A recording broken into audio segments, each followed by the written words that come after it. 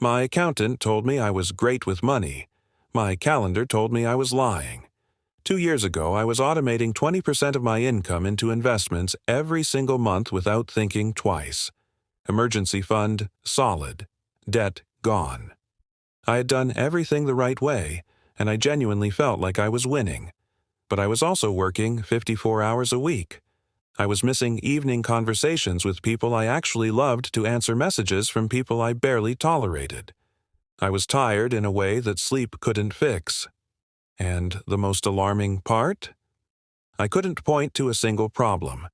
Nothing was wrong on paper. Everything felt wrong everywhere else. I was accumulating cash and burning through the one thing I will never, ever get back. They treat money like it is the scarce resource. It is not. You can earn more money. You can find more money. You can grow money. You cannot manufacture a single extra hour. The Tuesday your kid turned 8, gone. The morning you felt genuinely rested and present, gone. The year you spent stressed, checking accounts, running calculations, optimizing percentages while your actual life waited in the other room, gone. The people who are quietly winning at this aren't just good savers.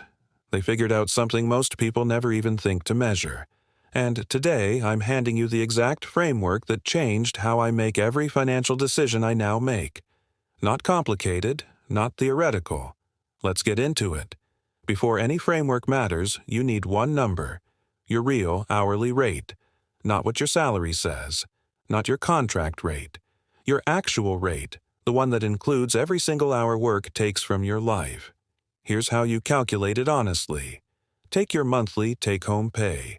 Now divide it not by your official hours, but by the total hours your job actually consumes. That means your commute both ways. The half hour you spend mentally arriving home after a hard day before your brain actually leaves the office. The Sunday evening anxiety that technically isn't working, but is absolutely not free time. The recovery hours when your body finished but your nervous system hasn't. For most people running this calculation for the first time, a 40-hour official work week turns into 55 to 60 hours of life consumed. If you bring home $4,000 a month and your job is genuinely taking 56 hours of your life each week, your real hourly rate isn't whatever your job title suggests. It is closer to $17 or $18 an hour. Write that number down somewhere you will actually see it. Because every task you do yourself, every hour you trade for something you despise, every obligation you keep out of guilt, all of it now has a real price attached to it. And that price is yours to spend or protect. First step of the framework. An audit you probably won't enjoy. Take a piece of paper and draw 2 columns. In the left column, write down every recurring task in your week that drains you. Not annoys you, drains you. The grocery run that eats 3 hours if you count the driving, and the deciding, and the carrying. The admin work you've been circling for months.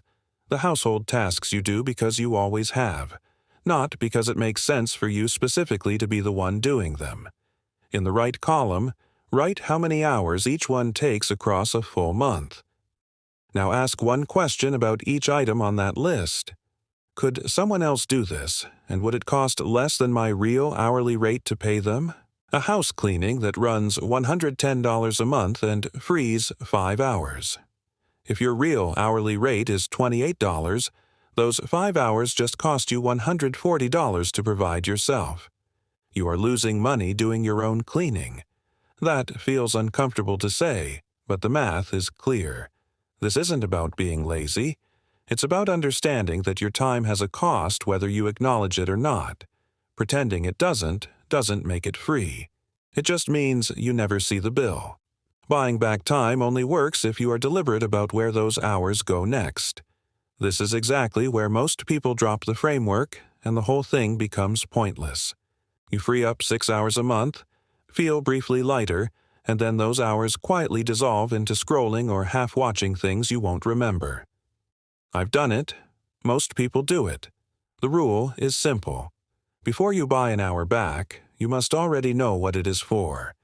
There are 3 categories worth putting your recovered time into, and anything outside these three is worth questioning. The first is income amplification.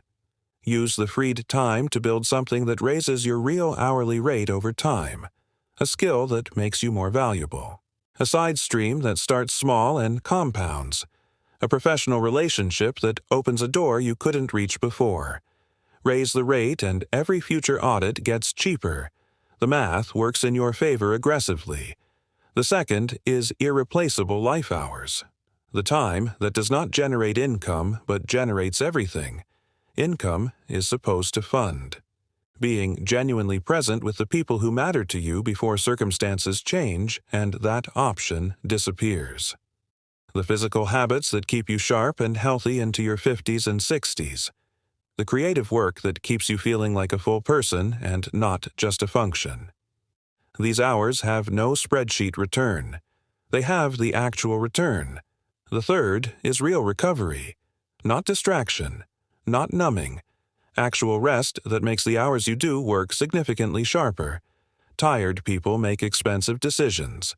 People who are rested, genuinely rested, make decisions that are worth considerably more than whatever recovery costs them. If you can't assign a freed hour to one of those three categories before you spend money buying it back, sit with it longer. Time without intention is just a more expensive version of time wasted. Here's where this becomes genuinely unfair in your favor. Everyone understands that money compounds. You already know that. But time compounds in a way that personal finance almost never discusses properly.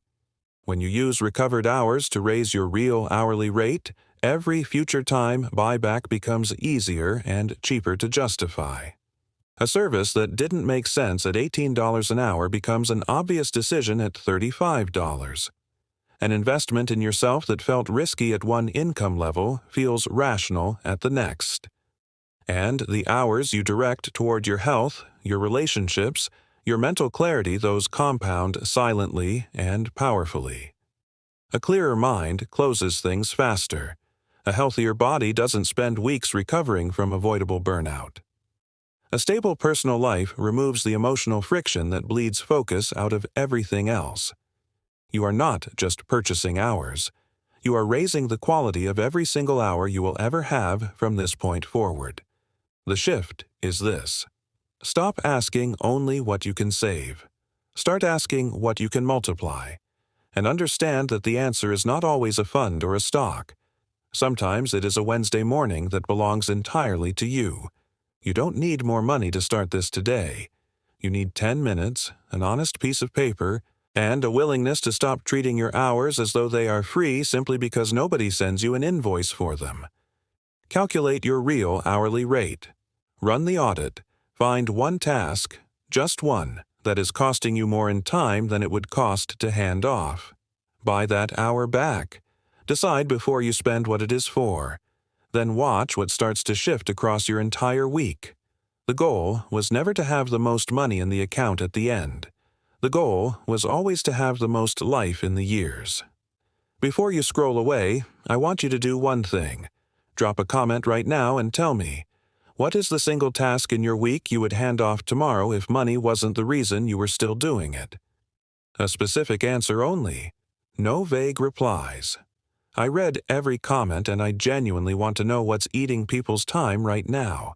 If this landed differently than the usual money content you see, subscribe to Rickard Invests.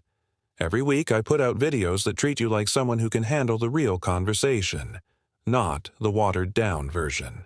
And if you haven't seen the last video yet, I broke down something that most people building their savings are completely ignoring, and it's probably working against you right now without you even realizing it.